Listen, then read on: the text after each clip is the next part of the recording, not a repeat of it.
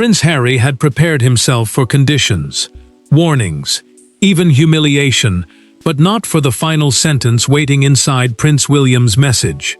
There would be no private negotiation, no temporary royal role, and no return to official life in Britain. The decision was direct, personal, and impossible to misunderstand. As Harry read the words again, the future he had quietly imagined collapsed in a matter of seconds. Before we go deeper into what this really means for the royal family, make sure to subscribe so you don't miss a single update. Harry had asked for more than a visit. He had requested permission to return to the United Kingdom for an extended period, believing time in Britain might reopen a path toward limited royal service. The request included restored access to royal residences, invitations to selected family occasions, and private security arrangements for Meghan and their children. A royal residence meant a home controlled by the crown, not simply a private house, and access carried status, protection, and the signal that he still belonged. William's answer ended that hope in plain language. The prince sent a final written decision, declaring that his brother would not resume official royal duties, regain unrestricted entry to palace properties, or negotiate a gradual return under current conditions. Official royal duties were public responsibilities performed on behalf of the monarch, and losing any path back meant Harry was no longer being treated as a temporarily absent working royal. He was being told the separation had become permanent. Harry read the message alone. He lowered his phone onto the table, pushed his chair back, and did not move. Anger came first, then disbelief, then something quieter and painful. The refusal had not arrived from a palace secretary or a faceless committee.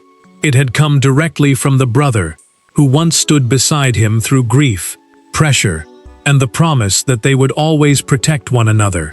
Meghan sensed the change before he spoke. She asked whether William had offered conditions, but Harry could only repeat one word: final. That word removed the possibility of an appeal to King Charles, a private compromise through senior advisors, or a softer arrangement shaped behind closed doors. The king could offer sympathy, but the future monarch had drawn the boundary. Harry stared at the message again, and noticed how carefully it had been written. Nothing sounded rushed. Nothing sounded emotional. William had prepared this decision long before sending it, and one hidden incident had destroyed the last trust between them. To understand why one message could shake Harry so deeply, the story must first return to the two brothers standing on opposite sides of the royal future. Long before royal titles and public accusations divided them, William and Harry understood each other through silence. They had walked behind the same coffin, endured the same cameras, and carried the same family wounds. But grief did not bind them forever. One brother moved closer to the crown, while the other stepped away from it, and now every old memory had become evidence of how far apart they had fallen. William no longer judged family decisions as only a brother. He judged them as the future king, the man expected to protect the monarchy's credibility, stability, and survival. The crown was not simply the object worn by a sovereign. It represented the authority, duties, and public trust surrounding the institution. Every choice now carried consequences for Catherine, their children, palace staff, and the reign he would one day inherit. Harry saw the same conflict through a different wound. He believed leaving official royal life should never have erased his place as a son, brother, and member of the family. To him, distance from public duty did not mean surrendering every private connection to Britain. Yet, each condition placed around his return felt less like protection and more like punishment. William sat alone before the scheduled meeting and reviewed the request line by line. He underlined the passages involving official duties, security arrangements, and unrestricted palace access. Royal security meant state-approved protection, designed around a working member of the family, while palace access carried privileges unavailable to ordinary private visitors. The prince understood that granting either one could suggest Harry was being quietly restored. Harry spoke to Meghan with controlled frustration. He told her he was not asking for his old position in full, nor demanding a return to the life they had abandoned. He wanted proof that Britain was still somewhere their children could belong, and that his family had not become strangers behind guarded doors. Meghan heard the pain beneath his anger, but she also knew William would see every concession as a risk. Catherine recognized the cruelty of the choice. During a private conversation later recorded in a confidential household account, she urged her husband to separate personal anger from public duty. She reminded him that resentment could distort even a necessary decision. Yet she never asked him to reverse it, because she understood what another breach of trust could bring to their home. William felt the cost anyway. Refusing Harry seemed cold, but welcoming him without firm guarantees felt dangerous. Harry, meanwhile, saw his brother's authority becoming a wall, one built not by strangers, but by the person he had once trusted most. The final message was only the last blow. The true break had begun months earlier, when Harry crossed a boundary involving a private family conversation and a major royal ceremony, a betrayal that William would never forget. Every family fracture has a moment people later identify as the point of no return. For William, that moment came inside Windsor Castle, after a ceremony intended to display unity. The doors were closed. No cameras were present. Harry was offered one final private conversation. And what happened after that meeting convinced the future king that trust between them could no longer survive on promises alone. William had once left a narrow path open. Harry could attend selected private family events without returning to a public royal role, meaning he could be present as a son and brother without carrying official duties on behalf of the monarch. The prince saw those invitations as compassion, not negotiation. Harry saw them differently. To him, every private welcome looked like the first step toward something larger. The memorial service at St. George's Chapel changed everything. The chapel, a royal church inside Windsor Castle, used for major family ceremonies and burials, had brought the family together under the language of unity. Afterward, William asked Harry to join him in a small sitting room. He spoke carefully about King Charles, Catherine, and the children, making one condition clear. Nothing discussed there could leave the room. Harry listened without interruption. William described the pressure surrounding the king, the need to protect Catherine's recovery, and the fear that renewed public conflict could reach the children. The conversation was not an official briefing. It was a private exchange between brothers. That distinction mattered, because William believed family trust could still exist, even when royal trust had weakened. Days later, the language returned in a planned media briefing connected to Harry's wider return strategy. Phrases closely matching William's words appeared beside references to Catherine's health, family boundaries, and the king's emotional state. The future king read the summary twice, then called a senior aide and demanded to know who had access to the original conversation. William felt the answer before it was spoken. Only 3 people knew the exact wording. The aide confirmed through a documented internal account that no palace office had released it. Suspicion hardened into certainty, and certainty became anger. Harry denied authorizing the disclosure. During a recorded private conversation, he insisted that advisors had acted without his direct approval. William did not accept that defense. To him, the failure to control the information proved that private access could no longer be separated from public pressure. Catherine's name changed the decision completely. William had spoken about her recovery and confidence, and seeing those details used in a return strategy turned hurt into protective resolve. He did not confront Harry immediately. Instead, he arranged one final meeting and entered it carrying a written decision already prepared. What began as suspicion would soon become confrontation, as the brothers faced each other without cameras, advisors, or anywhere left to hide. The room was quiet when Harry entered, but the silence was not peaceful. William remained standing beside the table, one hand resting near a sealed folder. There were no aides to soften the language, and no family members to interrupt. Two brothers who had spent years speaking through statements and intermediaries were finally alone, and within minutes, every wound they had avoided was placed between them. Harry entered the private room at Windsor, believing the setting still offered hope. A direct meeting, he thought, meant the prince was willing to compromise before sending the formal response. Windsor was more than a royal residence. It was one of the monarchy's most important working homes, where private family decisions could carry public consequences. That made the meeting feel personal, but it also made the stakes impossible to escape. William did not invite him to sit immediately. Harry watched his brother's face, searching for any sign of softness, then asked the question he had carried across every failed conversation. Did he still see him as family? The future king answered carefully. Family love, he said, could survive deep damage, but love could not automatically restore institutional trust. Harry's hope weakened at once. William explained that a return under uncertain conditions would expose Catherine, their children, and palace staff to renewed leaks, media pressure, and expectations that could shift without warning. Institutional trust meant confidence that private information, official duties, and public responsibility would remain protected. Without that confidence, even a limited role could become dangerous. Harry's restraint finally broke.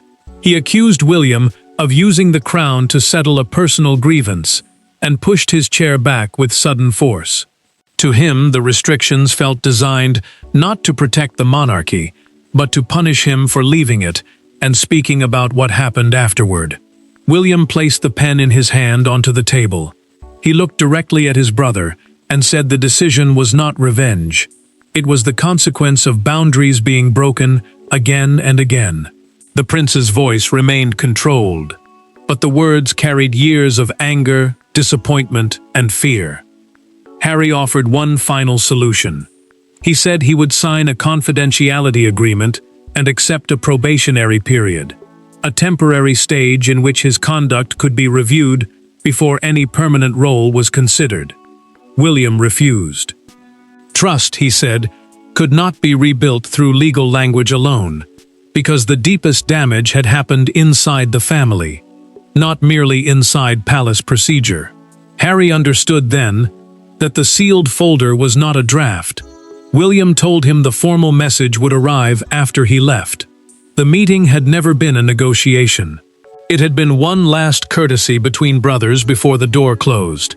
Yet William's authority did not exist in isolation, and behind his decision stood a deeper structure of royal power that even Harry could no longer bypass. Harry had once believed that his father could always reopen a door William tried to close. But the balance inside the monarchy had shifted.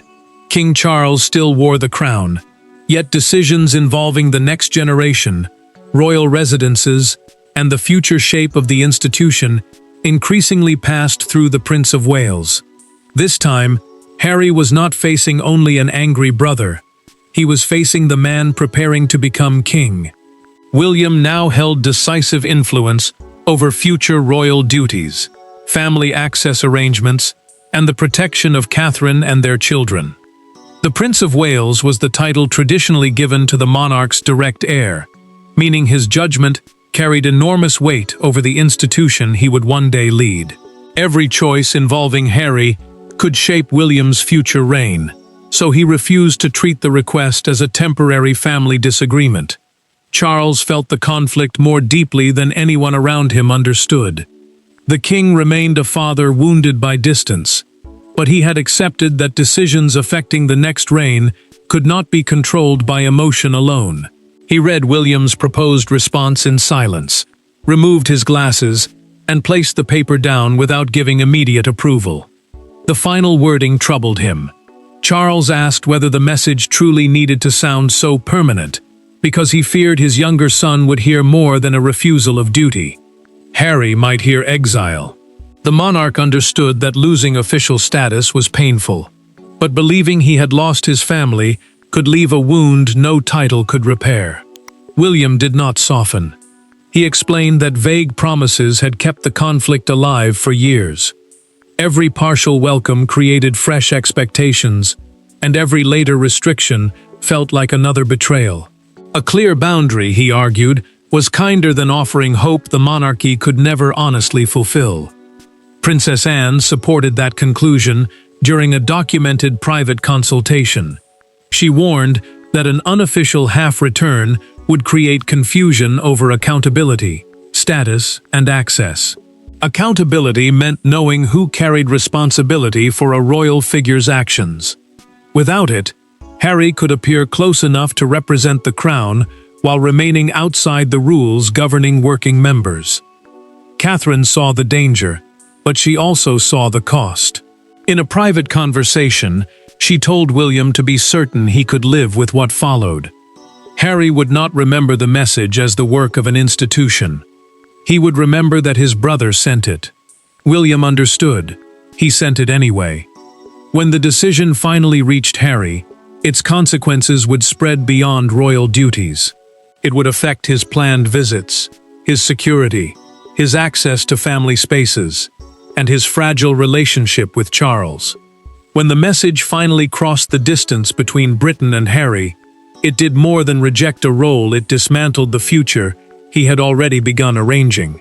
Harry had already begun planning around the possibility of returning. Dates had been discussed, private meetings imagined, and a carefully controlled path back to Britain considered. Then William's final decision arrived, and every plan lost its foundation. There would be no restored role, no unrestricted Windsor access, and no quiet trial period. In one message, the road back to royal life disappeared. Harry's advisors had been exploring a longer stay in the United Kingdom, built around charity work, private family meetings, and carefully limited public appearances.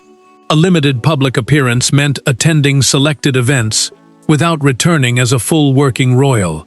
He believed that if the arrangement succeeded, he could prove he was still capable of serving without stepping fully back into the system he had left. The hope had been fragile, but it was real. Harry had begun to imagine a version of Britain where he could support causes, see his father, and slowly rebuild trust. He was not asking for the old life in full. He wanted a controlled path that might allow him to belong again without surrendering everything he had built elsewhere. William's message destroyed that balance. Harry read it once, then again, searching for language that might leave room for appeal. None existed. He closed his laptop, canceled a scheduled planning call, and walked away without explaining himself. Meghan found him unsettled and asked whether the refusal affected only royal duties. Harry answered that it affected everything. Unrestricted family access had been tied to the same conditions as his proposed return, meaning his plans to stay near Windsor and move freely through royal spaces had collapsed with the role itself. Humiliation followed anger. Harry had privately allowed himself to believe reconciliation was becoming possible, and now William had ended that hope before it could become public. The message also removed access to a designated royal residence during extended visits. A designated residence meant a crown-controlled home assigned for approved royal use. Future stays would now have to be arranged independently and accepted case by case. Charles called after learning the decision had been delivered. The conversation was brief, controlled, and painful. Harry asked whether his father would intervene, but the king refused to overrule William. The monarch's answer confirmed that the future king's authority had already begun to shape the family's present.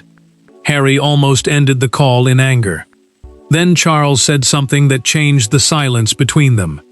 Returning to Britain, he explained, was not the same as returning to the monarchy. That distinction would force Harry to confront the choice he had avoided for years, whether he wanted his family back or the royal position attached to them. For years, Harry had treated family reconciliation and royal restoration as two parts of the same battle. King Charles finally separated them. During a private conversation with no advisors listening and no palace statement being prepared, the father spoke to the son not as monarch and prince, but as two men carrying too much regret. What Charles said did not reverse William's decision, but it changed the meaning of Harry's loss. Charles requested a second call, after sensing that shock and anger had controlled the first one. He sat alone and asked staff not to interrupt. Harry stepped away from Meghan, closed the door, and answered without advisors nearby. For once, there would be no prepared language, no legal caution, and no palace machinery between them. The king began with the truth Harry feared he had lost. He was still his son. He would still be welcomed into a personal relationship, even if the path back to public duty had closed. Royal service meant carrying official responsibilities on behalf of the monarch, and Charles made clear that such a role could not be restored through guilt, pressure, or family pain. Harry listened, then admitted what he had not said aloud before. Accepting a private place in the family felt like accepting defeat. He feared the world would see William as the brother who had won, and himself as the prince who had been forced to return without status, authority, or purpose. Charles refused that version of the story. He told Harry that not every boundary was a victory or a punishment. Some boundaries existed because the family could no longer survive the constant confusion between private love and public duty. The king's voice remained calm, but the regret beneath it was unmistakable. Harry asked whether William had tried to remove him completely. Charles answered with a detail taken from their recorded private conversation.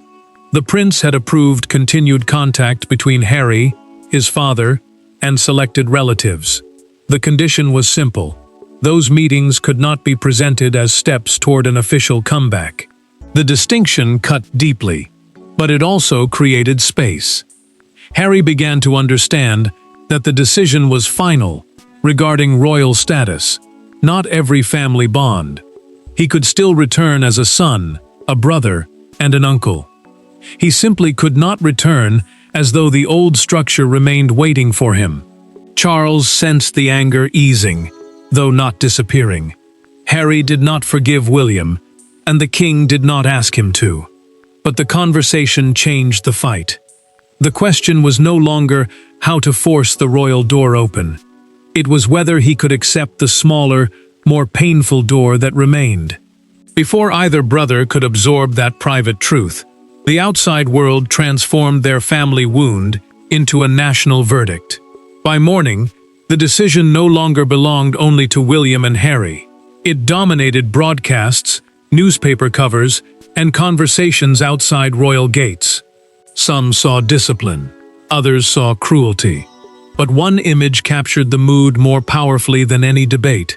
A small crowd standing outside Windsor Castle, beneath a headline declaring that the Duke's path back to royal life had been permanently closed by his own brother.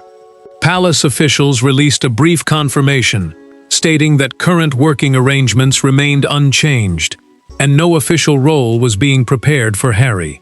Working arrangements meant the formal structure deciding who carried out duties for the monarch, and under what authority. The statement was short, but its meaning was brutal. The door was not being paused, it was being closed. William refused to expand publicly. The prince believed that explaining the private breaches behind his decision would only deepen the family conflict and drag Catherine back into unwanted attention. He wanted the boundary understood without turning his brother's failure into public humiliation. The newspapers showed no such restraint. One national front page carried the words, "No road back," above two contrasting photographs. William and Harry walking together as boys, then standing apart as adults. The image turned years of pain into a single cruel comparison, and within hours it appeared across screens, phones, and breakfast tables. A broadcaster opened its evening program by calling the decision the clearest separation yet between blood family and royal duty. The phrase spread quickly because it captured the conflict at its heart. Harry was still a son and brother, but no longer a man being prepared for restored royal service. Outside Windsor Castle, supporters and critics gathered near the gates. One handwritten sign read, "Brothers before crowns," and that simple message became the image repeated across social media. Some accused William of choosing power over compassion. Others argued that Harry had broken trust too many times to demand another chance. Harry watched the coverage and felt Charles's private words disappear beneath harsher claims.